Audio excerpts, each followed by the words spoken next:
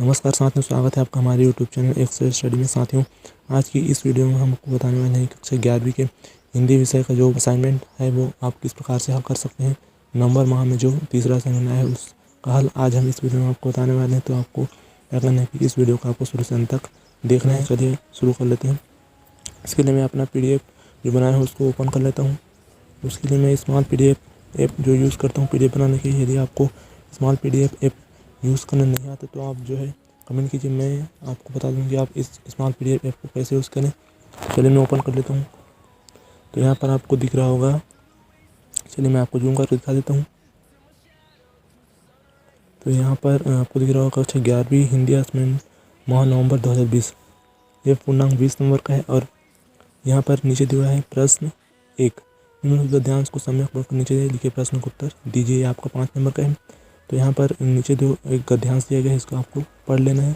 उसके बाद आपको यहाँ पर नीचे दिया हुआ है प्रश्न, उसको आपको उत्तर लिखना है। चलिए मैं एक बार इस गद्यांश को पढ़ लेता हूँ। लंबे बेंट वाले हंसुए को लेकर वह घर से इस उद्देश्य से निकला था कि अपने खेतों के किनारे उगाई कांटेदार झाड़ियों को काट छाट कर साफ कर आएगा। बूढ़े वंशीधर जी के बूते का अब यह काम नहीं रहा। यही क्या जन्म भर जिस पुरोहिताइन के बूते पर उन्होंने संसार चलाया था वह भी अब वैसे कहाँ कर पाते हैं। यजमान लोग उनकी निष्ठा और संयम के कारण ही इन पर श्रद्धा रखते हैं, लेकिन बुढ़ापे का जर्जर शरीर अब इतना कठिन श्रम और व्रत उपवास नहीं खेल पाते। तो यहाँ पर सबसे पहला जो प्रश्न दिया है वो है हमारा उपयुक्त गद्यांश किस कहानी से आधारित है, कहानीकार का नाम लिखिए। चलिए हम आपको उत्तर दिखा देते हैं। तो प्रश्न पहला का उत्तर जो है कुछ इस प्रकार से है। उपयुक्त गद्यांश जो है, चलिए हम छोटा कर दिखा देते हैं आपको। यहाँ पर दिया है उपयुक्त गद्यांश नमक का दरोगा कहानी से अवतरित है। कहानीकार का नाम प्रेमचंद जी हैं। उसके बाद है हमारा दूसरा प्रश्न, चलिए मैं आपको जूम करके दिखा देता हूँ। और दूसरा प्रश्न वो है हमारा हंसुआ लेकर कौन और किस उद्देश्य से घर से निकला था। तो चलिए हम आपको उत्तर दिखा देते हैं। तो यहाँ पर दूसरा जो उत्तर है वो है हमारा हंसुआ लेकर वंशीधर अपने खेतों के किनारे उगाई कांटेदार झाड़ियों को काट छाट करने के उद्देश्य से घर से निकला था।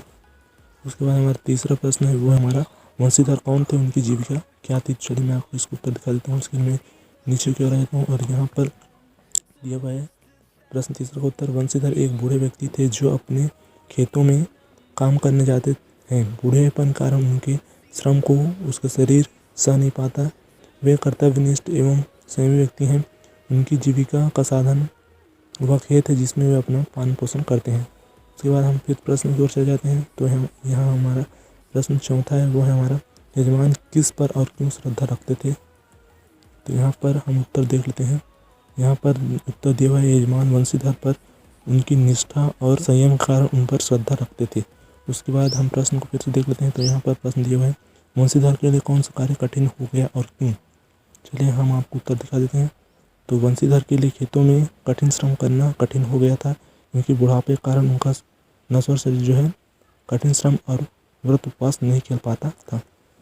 यदि आपको मेरे हैंड राइटिंग जो है साफ नहीं दिख रही होगी या आपको समझ में नहीं आ रहा होगा तो आप मुझे कमेंट कीजिए, मैं इसका उत्तर जो है आपको बुक से PDF बनाकर आपको भेज दूंगा। जो बुक में जो उत्तर दिया हुआ है उसका आपको PDF बनाकर दूंगा। तो चलिए हम अगले प्रश्न की ओर चलते हैं। वो है हमारा प्रश्न दूसरा। तो यहाँ पर प्रश्न दूसरा है निम्न गजल को सम्यक पढ़कर नीचे लिखे प्रश्न का उत्तर दीजिए। आपका 4 अंक है और यहाँ पर वो गजल को मैं पढ़ लेता हूँ। ना हो कमीज तो घुटनों से पेट ढक लेंगे, वे लोग कितने मुसाफिर हैं इस सफ़र के लिए। खुदा नहीं ना सही आदमी का ख्वाब सही, कोई हसीन नज़ारा तो है इस नज़र के लिए। तो यहाँ पर इस गजल का प्रश्न पहला जो शुरू होता है वो इस प्रकार से है। प्रश्न पहला, भारतीयों को किस बात की आदत सी पड़ गई थी। तो चलिए मैं आपको इसका उत्तर दिखा देता हूँ। तो इसका उत्तर कुछ इस प्रकार से है। भारतीयों को दीनहीन दबे कुचले की जिंदगी जीने एवं तन ढकने के लिए वस्त्र न मिले तो संघर्ष के करने के बजाय संघर्ष न करने की आदत सी पड़ गई थी। उसके बाद चलिए हम फिर प्रश्न पर चले जाते हैं। तो यहाँ पर हमारा दूसरा प्रश्न है वो है हमारा भारतीयों को किस स्थिति का फायदा राजनीति रोटी सेकने वाले लोग उठाते हैं। तो इसका उत्तर है आपको नीचे की ओर दिखा देते हैं। भारतीय दीनहीन दबे कुचले एवं अपने अधिकारों के लिए लड़ने के बजाय उसे दबाने की कोशिश करते हैं एवं वे किसी भी चीज़ का विरोध नहीं करते। भारतीयों कि इस फ़ायदा राजनीति रोटी सेकने वाले करते हैं। उसके बाद हम प्रश्न की ओर जाते हैं। तो यहाँ पर हमारा तीसरा प्रश्न है, स्वप्न कल्पना में ही सही किस भाव को लेकर भारतीय संतुष्ट नजर आते हैं। यहाँ पर उत्तर दिया है, अपने बुरे समय को इष्ट या भगवान के सामने गुजारने को लेकर भारतीय संतुष्ट नजर आते हैं। उसके बाद हमारा प्रश्न चौथा, कोई हसीन नज़ारा तो है नज़र के लिए से कवि के क्या से है। तो यहाँ पर हम देखते हैं उत्तर चौथा, कोई हसीन नज़ारा तो है नज़र के लिए से कवि का आशय यह है कि यह केवल उनके सपनों का संसार है जिसके सहारे वे अपना समय व्यतीत करना चाहते हैं, अपने यथार्थ से मुंह मोड़ना चाहते हैं। उसके बाद हमारा उत्तर क्रमांक तीसरा। तो चलिए हम प्रश्न पहले पढ़ लेते हैं। तो यहाँ पर हमारा प्रश्न है, मास्टर त्रिलोक सिंह के किस कथन को लेकर लेखक ने जवान की चाबुक कहा और क्यों। यह आपका 2 अंक है। तो चलिए हम आपको दिखाते हैं इसका उत्तर। यहाँ पर इसका उत्तर कुछ इस प्रकार से दिया हुआ है,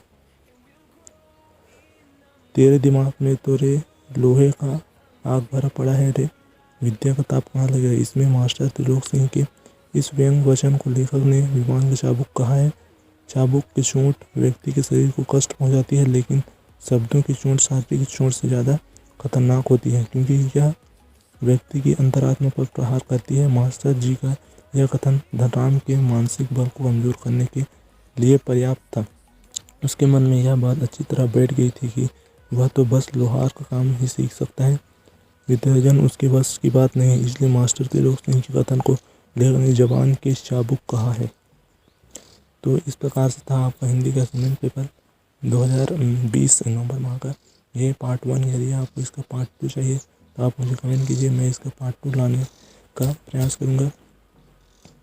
और अगर आपको इस वीडियो में कुछ समझ नहीं आया हो तो आप मुझे कमेंट कर सकते हैं, मैं उसका जवाब जरूर दूंगा। और यदि आपका उत्तर जो है आपको बुक में जो लिखा है वह चाहिए, यदि आपको मेरी राइटिंग जो है आपको समझ में नहीं आ रही होगी तो मैं इसका उत्तर जो है आपको सीधे बुक से खींचकर आपको PDF में उपलब्ध करवाने का प्रयास करूंगा। तो आप मुझे कमेंट में ज़रूर बताएं और साथ ही इस वीडियो को ज़्यादा से ज़्यादा शेयर करें। इस वीडियो में सिर्फ इतना ही, मिलते हैं अगले वीडियो में। तब तक के लिए जय हिंद, वंदे मातरम।